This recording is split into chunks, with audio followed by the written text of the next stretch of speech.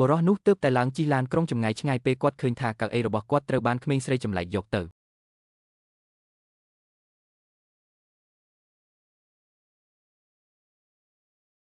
នៅពេលក្មេងស្រីដឹងថានាងបានធ្វើខុសនាងប្រញាប់កែវា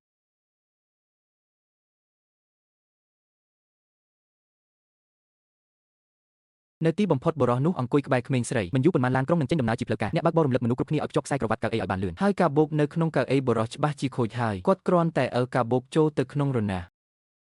ក្មេងស្រីញឹមភ្លាមនៅពេលនាងបានឃើញឈុតនេះនៅពេលនេះពួកគេទាំងពីរមិនបានរំពឹងទុកទេការយកអូឡុងតូចនៅទីបំផុតនឹងបង្កើតឲ្យមានទំនាក់ទំនងពិបាកបន្ទាប់ពីថេសកំណត់ជាផ្លូវការដំបូងគ្មាននរណាម្នាក់និយាយអ្វីទាំងអស់ក្មេងស្រីកំពុងមើលទៅក្រៅបង្អួចធុញទ្រាន់ប៉ុន្តែបុរសនោះឈ្មោះវេនហាវអង្គុយហើយដេកលក់គាត់បានដាក់ក្បាលរបស់គាត់នៅលើស្មាមូលរបស់គាត់ទោះយ៉ាងណាហ្វេងយៀនមិនបានដាស់គាត់ទេគ្រាន់តែឲ្យគាត់គ្មានខ្លាញ់យ៉ាងស្ងប់ស្ងាត់ប៉ុន្តែវាមិនចំណាយពេលយូរទេភ្លាមនោះអ្នកបើកបរបានជន់ហ្វ្រាំងវាបានប្រែក្លាយថាមានការរអិលបាក់ដីនៅខាងមុខរថយន្តជាច្រើនត្រូវបានបង្ខំឲ្យឈប់នៅលើផ្លូវភ្នំដែលមានខ្យល់បក់ហើយរង់ចាំហ្វ្រាំងមន្ត្រីនោះបានយកសញ្ញាព្រះគុណហើយទម្លាក់កំណត់ត្រាជាលទ្ធផលនៅពេលក្រឡេកមើលខ្ញុំបានទទួលស្គាល់ថាគំនូរព្រាងខាងលើគឺជាខ្ញុំតាមពិតតាំងពីដំបូងនៅពេលរង់ចាំឡានក្រុងនៅស្ថានីយ៍គ្រូបង្វឹកអេមបានកត់សម្គាល់ឃើញគែមខាងស្ដាំនៃភាពទុកព្រួយស្ទើរតែគ្មានគំនិតគាត់បានគូតួលេខរបស់ក្មេងស្រីនៅលើក្រដាសបុគ្គលិកលក្ខណៈរបស់ឌឺហេងហៅកាន់តែត្រូវបានបំរុងទុកនឹងប្រកាន់អក្សរតូចធំខ្ញុំមិនហ៊ានផ្ដួចផ្ដើមជែកតាមអ៊ីនធឺណិតតតែសោះតាមពិតរបស់យើ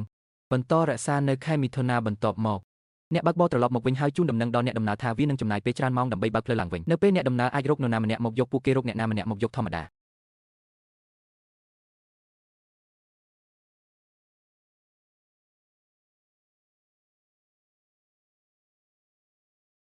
ពាក្យហូស្រាប់តែឈប់មុនចូលឡានបន្ទាប់ពីស្ទាក់ស្ទើរមួយរយៈខ្ញុំនៅតែប្រមូលភាពក្លាហានដើម្បីសួរហ្វេងយៀនប្រសិនបើគាត់ចង់ទម្លាក់គាត់ចោលនៅក្នុងឈុតបន្ទាប់ជេងយូវ៉ាន់បានស្ថិតនៅក្នុងឡានឪពុករបស់យៀនហៅរួចហើយឪពុករបស់អូនហូនិយាយច្រើនជែកលេងជាមួយហ្វេងយៀនគ្រប់វិធីមានតែពេលនោះទេដែលអូនហាវដឹងថាហ្វេងយៀនមិនមែនជាអ្នកស្រុកទេអ្វីដែលចៃដន្យជាងនេះទៅទៀតនោះគឺថាអ្នកទាំងពីរពិតជានិស្សិតថ្មីនៅសាកលវិទ្យាល័យតែមួយគឺចេញវ័យហើយពួកគេបាននិយាយគ្នាពីទៅកន្លះខ្ញុំនៅទីនោះគាត់មិនបានត្អូញត្អែទេវាល្អណាស់ខ្ញុំខ្លាចថាឪពុកខ្ញុំនឹងនិយាយដោយមិនសមហេតុសមផលខ្ញុំសុំទោសដូច្នេះខ្ញុំចេញមុខយ៉ាងលឿនហើយជួបស្មារបស់ខ្ញុំដើម្បីបាននាវាមើលទៅឪពុកនិងកូនប្រុសដែលមានទំនាក់ទំនងល្អភ្នែកពោពេញដោយការច្រណែនបន្ទាប់ពីនោះហ្វេងយៀនដែលមិនងាយបដិសេធបានដើរតាមអូនហាវមកភោជនីយដ្ឋានតូចសម្រាប់អាហារពេលល្ងាចឪពុកលោកអ៊ូនហូធ្វើតុពេញដោយអាហារឆ្ងាញ់ខ្មាស់អៀនអូនហូកំពុងលាក់ខ្លួននៅពីក្រោយរពុករបស់គាត់ហៅគាត់មកបន្ទាប់ពីញ៉ាំនឹងផឹកហ្វេងយៀនបានក្រឡេកមើលការតុបតែងនៅក្នុងហាងបានរកឃើញគំនូរព្រាងជាច្រើនព្យួរនៅលើជញ្ជាំងអ៊ូនហូបានប្រាប់គាត់ថាគាត់និងម្ដាយរបស់គាត់បានគូររូបភាពទាំងនេះក្រោយមកអូនហៅជិះម៉ូតូតូចបញ្ជូនហ្សេងយួនមកផ្ទះវិញពេលទៅដល់គោលដៅអូនហូបានដឹងថាហ្វេងយៀនបានធំឡើងនៅក្នុងមណ្ឌលកុមារកំព្រាបន្ទាប់ពីអូនហូចាក់ចេញហ្វេងយៀនបានជែកលេងជាមួយបុគ្គលិកមណ្ឌលកុមារកំព្រា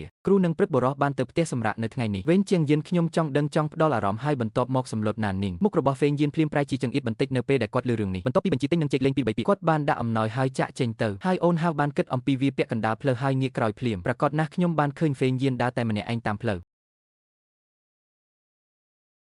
ដូច្នេះមនុស្សខ្វិន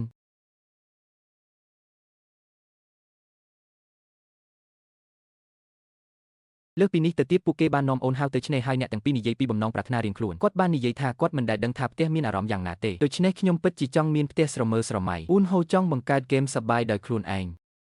បន្ទាប់ពីស្ដាប់ហ្វេងយៀនគាត់បានប្រាប់អាតកំបាំងដល់អូនហាវថាពេលព្រះអាទិត្យប៉ះសមុទ្រហើយបាត់ទៅវិញគ្រាន់តែធ្វើម្ដងទៀតនៅបំណងប្រាថ្នា100ដងហើយវានឹងក្លាយជាការពិតនោះហើយជារបៀបដែលគាត់ចូលរៀននៅមហាវិទ្យាល័យវាគួរឲ្យអាណិតណាស់ដែលហ្វេងយៀនមិនបានជ្រើសរើសផ្នែកស្ថាបត្យកម្មដែលគាត់ពិតជាចូលចិត្តផ្ទុយទៅវិញគាត់បានទៅរកសុខុមាលភាពសង្គមសង្ឃឹមថាគាត់អាចទទួលបានអាហារូបករណ៍ក្រឡេកមើលហ្វេងយៀនដែលច្បាស់ជានៅលើវេទិកាសង្ស័យអូនហូមិនអាចជួយបានទេប៉ុន្តែសួរដោយស្នាមញញឹមប៉ុន្តែតើខ្ញុំលះបង់របស់អ្នកទេហាហាហាស៊ីគីដាបន្ទាប់មកខ្ញុំបានឃើញគាត់យ៉ាងស្មោះត្រង់គ្រាន់តែធ្វើសេចក្តីប្រាថ្នាជាមួយគ្នាឆៃម៉ៃក៏បានបញ្ជាក់ពីចិត្តរបស់គាត់ដោយស្ងាត់ស្ងៀមបន្ទាប់ពីនោះអូនហៅបានទៅហាងកាហ្វេអ៊ីនធឺណិតហើយត្រឡប់ពីអស់រយៈពេលទីបំផុតរកឃើញកន្នែបណ្ដាញសង្គមរបស់សេងយៀននៅក្នុងរូបថតគេបានរកឃើញថាហ្វេងយៀនកំពុងធ្វើការនៅស្ថានីយ៍ប្រេងឥន្ធនៈមួយភ្លាមនោះគាត់បានស្នើសុំដោយរំភើបដើម្បីលើកទឹកចិត្តមិត្តរបស់គាត់ល្បិចរបស់គាត់បានដំណើរការអូនហៅទទួលបានព័ត៌មានទំនាក់ទំនងរបស់សេងយៀនដោយជោគជ័យខ្ញុំបានមកហ្វេងយៀនមុនទោះបីជាគាត់ធំឡើងនៅក្នុងមណ្ឌលកុមារកំព្រាមួយនៅទីក្រុងសេអ៊ូលក៏ដោយប៉ុន្តែមិនដែលបញ្ចូលទៅក្នុងទីក្រុងធំទេវាត្រូវការងារជាច្រើនដើម្បីកោសជាមួយគ្នាពង្វេងគាត់តែងតែចង់ចាក់ឬហើយដោះស្រាយប៉ុន្តែទីក្រុងសេអ៊ូលត្រជាក់ដូចបេតុងវាមិនអាចទៅរួចទេក្នុងការច្របាច់ចូលមិននិយាយពីទោះជាយ៉ាងណាក៏ដោយហ្វេងយៀនតែងតែមានពន្លឺភ្លឺរលោងនៅក្នុងបេះដូងរបស់គាត់ថ្ងៃណាមួយគាត់ប្រកាសជាមានផ្ទះផ្ទាល់ខ្លួននៅសេអ៊ូលបំណងប្រាថ្នារបស់អូនហូគឺធំជាងនោះគឺដើម្បីរកប្រាក់បាន 10,000 លានវ៉ុនដោយបង្កើតហ្គេមដល់ទីបញ្ចប់នេះគាត់ក៏បានបង្កើតក្រុមតូចមួយជាមួយបងប្អូន2នាក់របស់គាត់បន្តធ្វើការឆ្ពោះទៅរកក្តីសុបិនរបស់អ្នកទោះយ៉ាងណាចាប់តាំងពីបានជួបហ្វេងយៀនអូនហូមានគំនិតមួយទៀត ដើម្បីខិតទៅជិតសេងយានអូនហូបានទៅធ្វើការនៅស្ថានីយ៍ប្រេងឥន្ធនៈដែលគាត់ធ្វើការក្រៅម៉ោងទំនាក់ទំនងរវាងអ្នកតម